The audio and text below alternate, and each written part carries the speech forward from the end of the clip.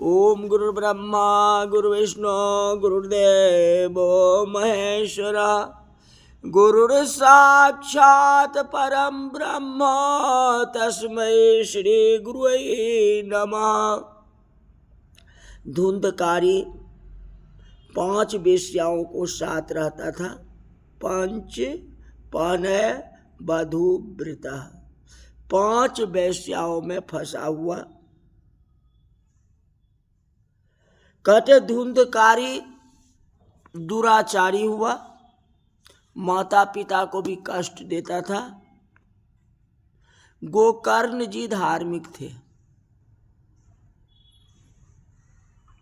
गोकर्ण एक दिन अपने पिताजी को समझाते हैं, जो देह आस्थित मांस रुद्रेमि मति त्यज्यत्वः अजया सुता दिशु सता ममताम विमुंच पश्चानिशम जगदितम क्षण भंग निष्ठ वैराग्य रागसिको भव भक्त निष्ठ धर्म भजसु सततम त्यज लोक धर्मान सेवस्त साध पुरुषान जहि काम तृषाम अनष्ट दोष गुण चिंत मास मुक्त्वा सेवा कथार समो निरंतरा पिबत्वम। पिताजी, अब मृत्यु समीप है। आपका घर भगवान के चरणों में। एक दिन यह घर छोड़ना ही होगा, ये संसार छोड़ना ही होगा, यह शरीर छोड़ना ही होगा। समझ करके छोड़ना अच्छा ही। गोकर्ण जी बहुत सुंदर उपदेश दिया, ये शरीर को छोड़ना। आत्मदेव गंगा किनारे आए और प्रातः काल में आदित्य नारायण परमात्मा का ध्यान करने लगे। मानसी पूजा करते। सूर्य उदय होने के बाद 10 स्कंध का पाठ करते थे। 10 स्कंध में श्री कृष्ण जी अति मधुर लीला है। यह संसार जो है माया की लीला है। माया के लीला में मत फंसो, कृष्ण लीला में फंस जाओ, जो कृष्ण भगवान का साक्षात्कार हो जाए। माया के लीला देखने से माया ही स्मरण होगा और माया से मन बिगड़ जाएगा। अगर 10 स्कंद का पाठ करेंगे तो श्री कृष्ण भगवान का चिंतन होगा, श्री कृष्ण लीला का दर्शन होगा।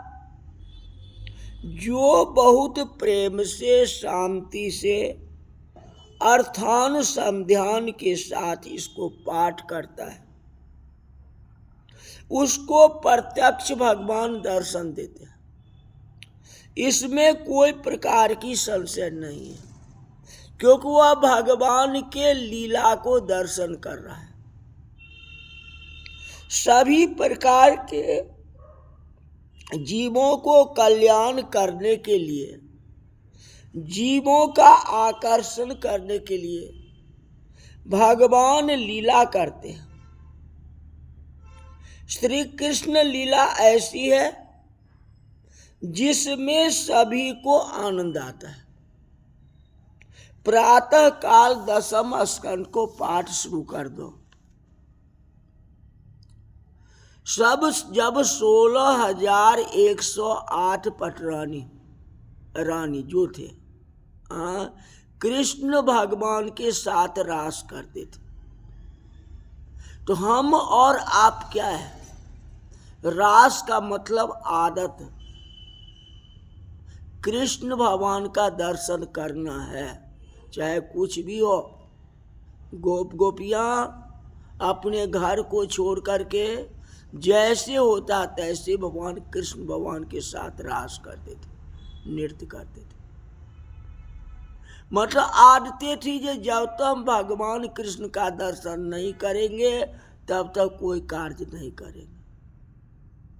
सब के सब अपना नीचे सब ऐसे टाइमिंग से आ जाते थे। उसी तरह हमें जो है रास आदत, मुझे रास आ गया है भगवान तुझे पाने के लिए, ऐसी आदत चाहे लाखों काम हो, लाखों काम छोड़ करके कृष्ण भगवान का 10वें स्कंद का पाठ करे, जिससे कृष्ण जी का साक्षात्कार हो जाए।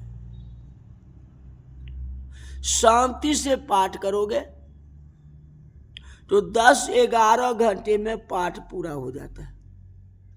कोई उतावली नहीं है, आराम से करें।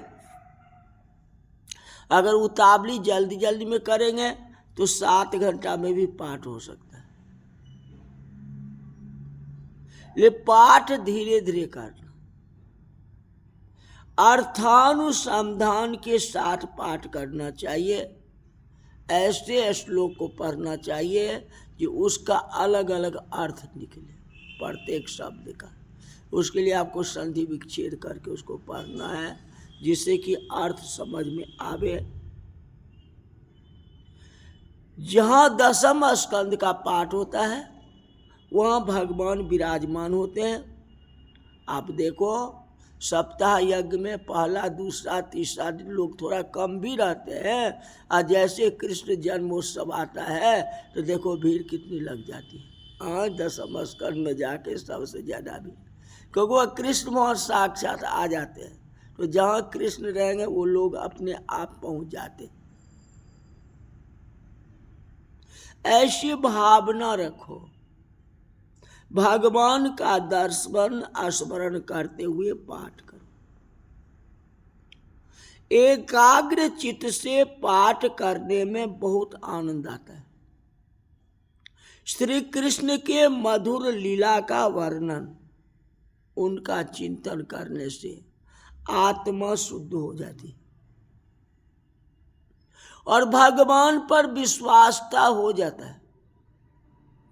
आप कोई बात किसी पड़ोसी से पूछोगे या अपने समाज से पूछे हुए, सब रंग का बताएगा, फिर आपका मन विचलित हो जाएगा।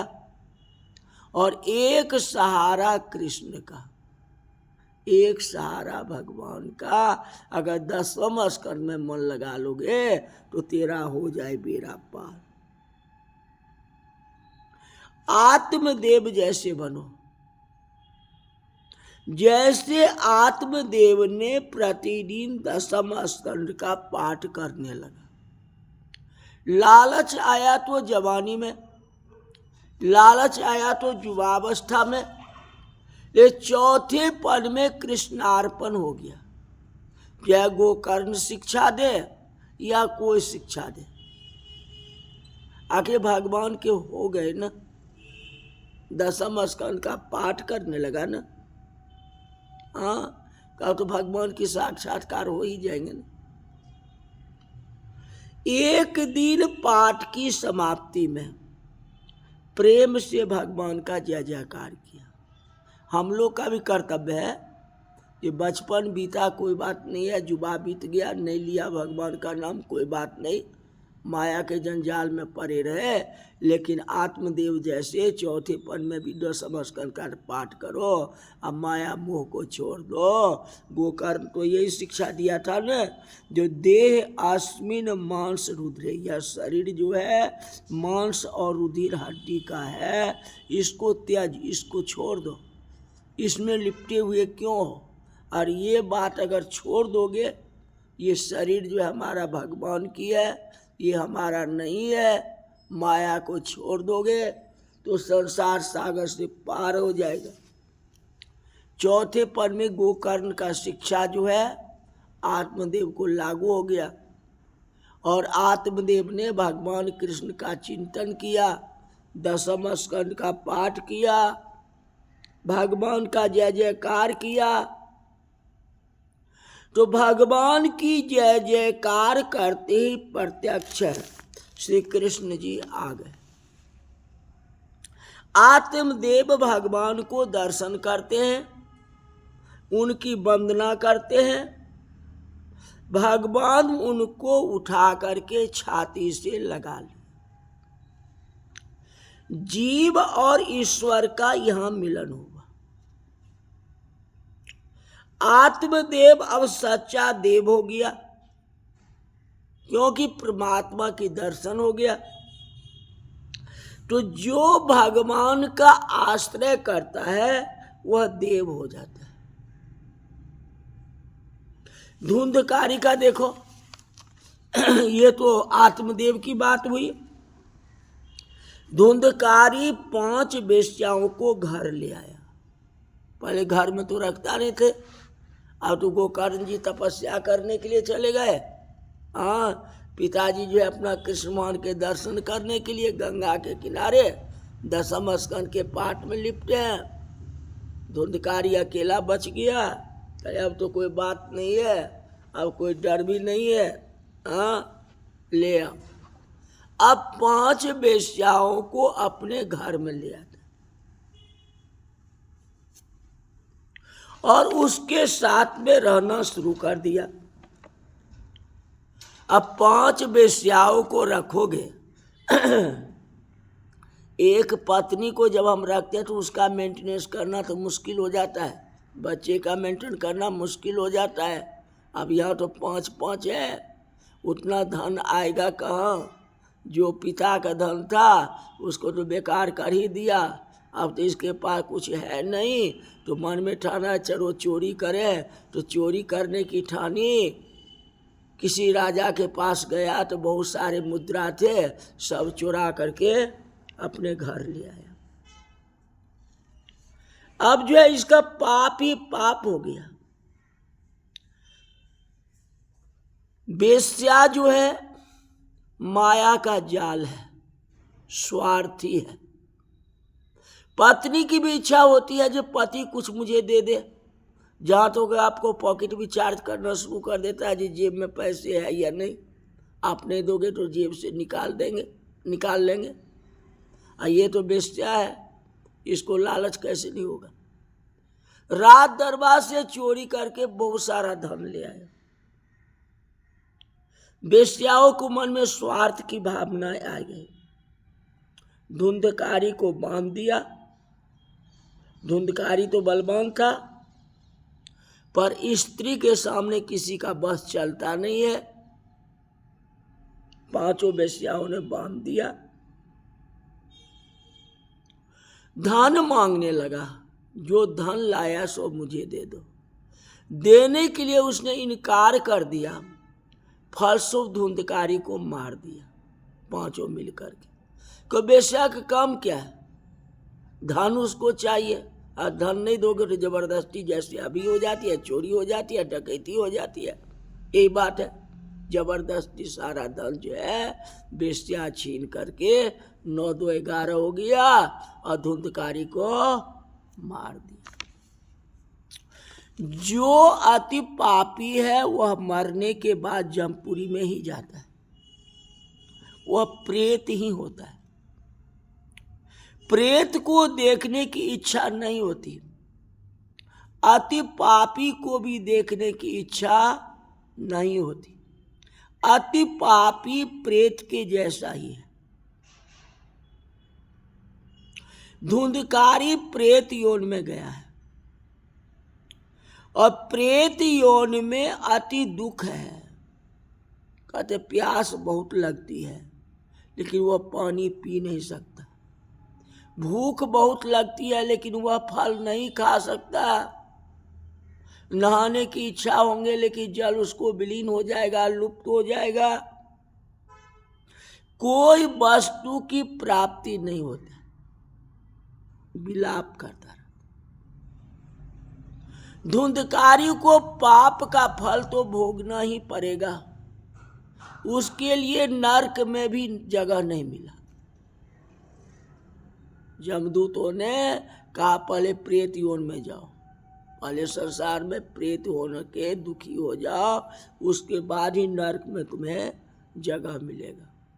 अब यह प्रेत योन में चला गया, कुछ भी नहीं मिलता, भूखा प्यासा रहना बताओ कितनी बड़ी कठिन है उस समय। गोकर्ण जी तो अच्छे थे,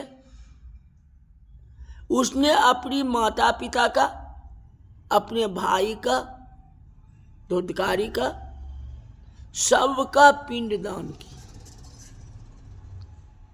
गोकर्ण समझे इससे मुक्ति हो जाएगी, लेकिन इससे मुक्ति तो होने वाला नहीं है, जो कि आगे आपका बताएंगे। जो भागवत की कथा गोकर्ण जी करेंगे, उससे धुंधकारी का जो है उद्धार होगा, प्रेत उनसे मुक्त होगा।